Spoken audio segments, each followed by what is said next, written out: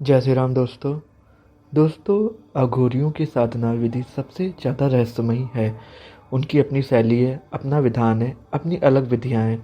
अघोरी उसे कहते हैं जो घोर नहीं है, जो सरल है, यानी बहुत सरल और सहज हो, जिसके मन में कोई भेदभाव नहीं हो। अघोरी हर चीज़ में समान भाव रखते हैं। वे सड़ते जीभ के मांस को भी उतना ही स्वाद लेकर खा सकते हैं जितना स्वादिष्ट पकवानों को स्वाद लेकर खाया जा सकता है, जो किसी आम जन के लिए मुश्किल बात है। अघोरियों की दुनिया ही नहीं, उनकी हर बात निराली है। वे जिस पर प्रसन्न हो जाएं, उसे सब कुछ दे देते हैं। अघोरियों की कई बातें ऐसी हैं जो सुनकर आप दांतों तले उंगली दबा लेंगे। हम आपको अघोरियों की दुनिया की कुछ ऐसी ही बातें बता रहे हैं जिनको सुनकर या देखकर आपको एहसास होगा कि वे कितने कठिन साधना करते हैं। अघोरी गाय का मांस छोड़कर बाकी सभी चीज़ों को खाते हैं, मानव मल से लेकर मुर्दे का मांस तक।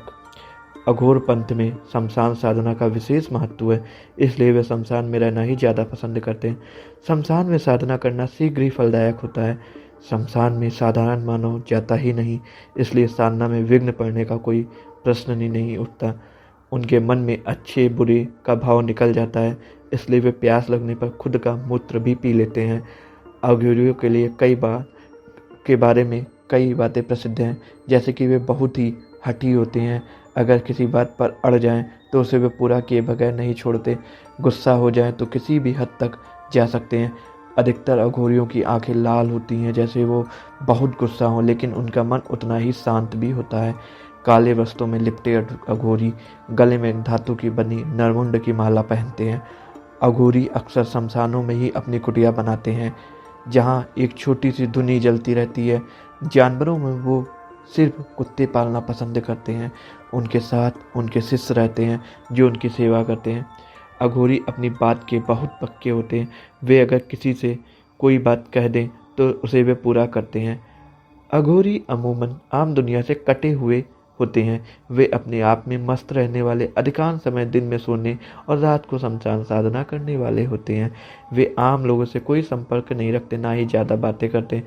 वे अधिकांश समय अपना सिद्ध मंत्र ही जाप करते हैं।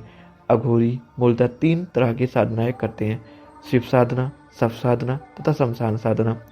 शिव साधना में सब के ऊपर पैर रखकर खड़े रहकर साधना की जाती है। बाकी तरीके शव साधना की ही तरह होते हैं।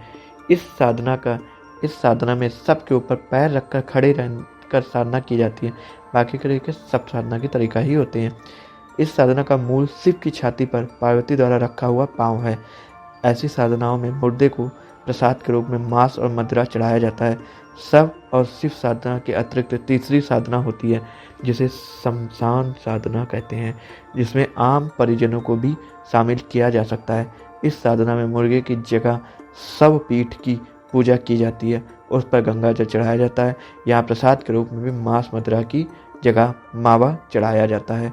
तो दोस्तों, अगर आपको अघोरियों की ये वीडियो पसंद आई हो तो हमें कमेंट करके हर हर महादेव, जय महाकाल जरूर लिखें। जय माता दी।